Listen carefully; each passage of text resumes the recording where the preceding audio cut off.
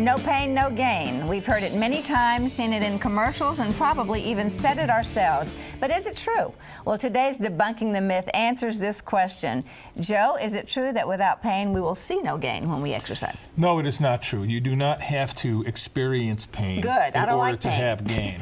However, in order to show advancements in your development of how lean you are, if you're younger and you're trying to get larger muscles, to see advances, you do have to push yourself.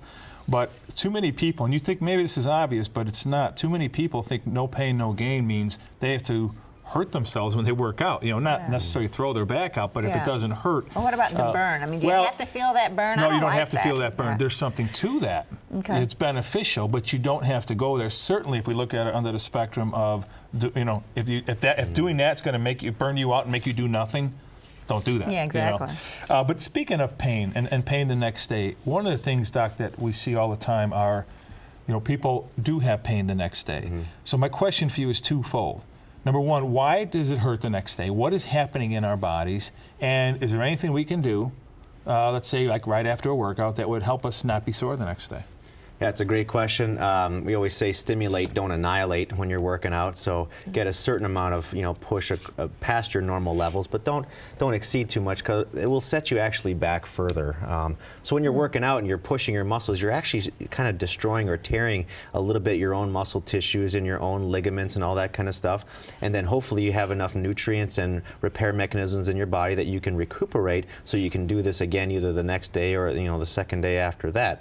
So when you're working out, you're actually challenging your system, and your body has to provide a certain amount of energy for that system to work. So if you don't have readily available, you know, nutrients in your system to help recuperate, you will start to experience a lot of pain.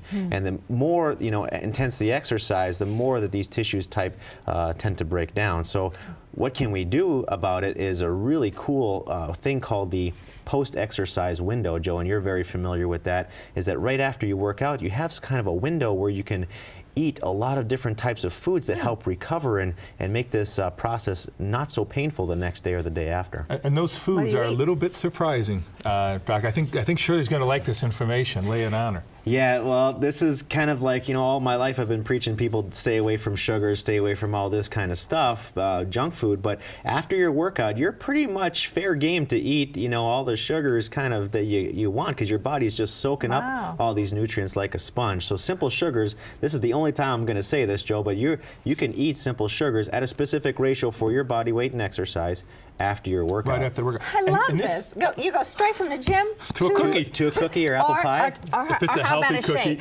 If it's a healthy cookie. But but does that help?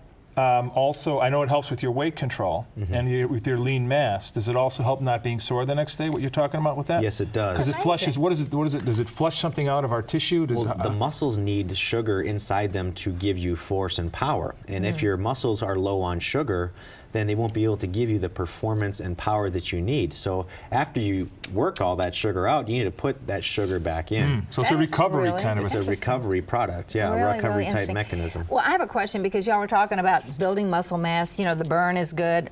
Is there a different exercise regime for women and men? I mean, obviously, I want to aerobic. I want to stay, and I need resistance training. Postmenopausal women really need to strengthen their bones, have resistance training.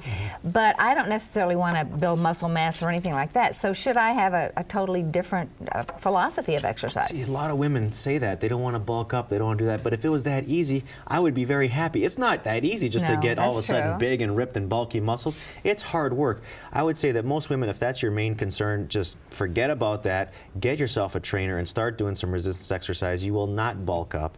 You will not, you know, look like a She-Man or exercising whatever. until you burn? I mean, do you have to do that for women? I know a lot of men people, do that. A lot of people want to feel that burn. You know, the old style. You know, Joe and I in the Rocky days of training. You know, it was that kind of, you know, workout till you feel that deep burn. But you don't have to. You don't have to do that.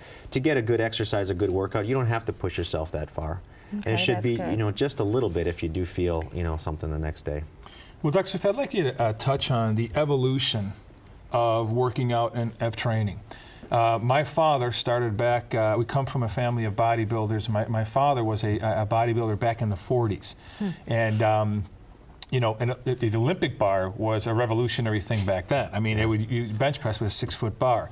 So we saw the advent of free weights, and then we saw the advent of the machines, you know, and then the home gyms and so on and so forth. I'm a coach, I'm a commissioner of our baseball league in our city, so I'm all over the place with this stuff. And what I'm seeing now, that the way they're training kids and teens, and now even adults, there's so much more emphasis besides just lifting weights, words like core training, building up your core. You know, you see people doing exercises where they've got something and they're, you know, they're doing this, or they've got the treadmill at a severe angle. Talk about core training and some of the things that we're finding out now that if you do this, everything else kind of falls into place. And you know, things like core training really do build your overall strength as well as your health, right? Yeah.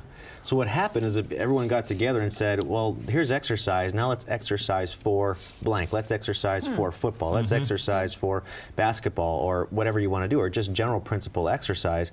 And we're finding that, hey, if we change a little bit of the exercises used or the movements used, core versus a clean or all this type of stuff, you can develop certain mechanisms in your body to respond better for that purpose. So now we have a place called Get Fast Inc. in Willowbrook and stuff, where we have these very high-powered treadmills, and we push the athletes pretty good. Even we put harnesses on them, Joe. You've seen that, where we put the harnesses on people, these rubber bands basically, and you have to work against the rubber bands while you're running up a hill. This is pretty demanding, but for athletes who have to play football and they have only 6 seconds in which they have to do everything they can do to get a touchdown or whatever, that's important. That's important. But these things also build, I mean, because we always think of weightlifting, we think of pretty muscles and bigger muscles and being stronger.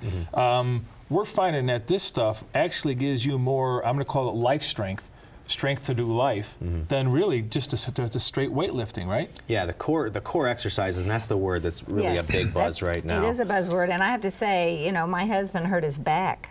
He pulled an abdominal muscle, and then because of that problem, he really hurt his back, and so his trainer at the gym really helped him build his core, and his back problem went away. I mean, so I know it's important for your overall health, right? Yes.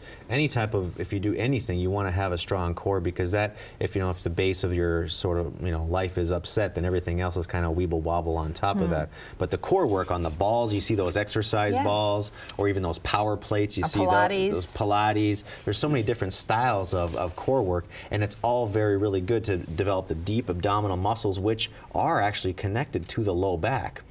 So it's always good to have a good core, because we're always bending down picking up either our kids' stuff or golf balls or whatever you want to pick up. That's what I'm trying to do, is tie that into life. Yeah. Yes, We've been using the word core. Would you explain what core means? Because maybe for our viewers. Core means from about here to your mid-thigh area. Okay. So your glute muscles, your butt muscles, and your front thigh muscles, and your abdominal muscles. Back would also back be muscles, your included low in back that? spine muscles. Yeah, the stuff that controls the big, stuff in your body, not the extremity kind of hand stuff. But. I'd like to encourage parents and grandparents watching this show. There's a lot of times their kids are not necessarily athletic, okay? They're not the basketball star, not the baseball star. They don't know what to have them do. Getting them into these type of training programs, you don't have to be training for a triathlon, but getting them into the type of training programs, it makes their overall body stronger, it makes their foundation stronger, and they're more able to navigate. And then guess what? They start getting interested in sports. And I'm such a big believer in sports, not just because of sports, because it keeps kids occupied. We're going to talk more about that when we come back. Remember, if you'd like to order a DVD of this show, just give us a call. Also, visit the Balanced Health page at tln.com for more information on exercise and health products. Now, coming up, you can benefit from using protein supplements in combination with your workouts, which when we return, we're going to tell you how. Stay tuned.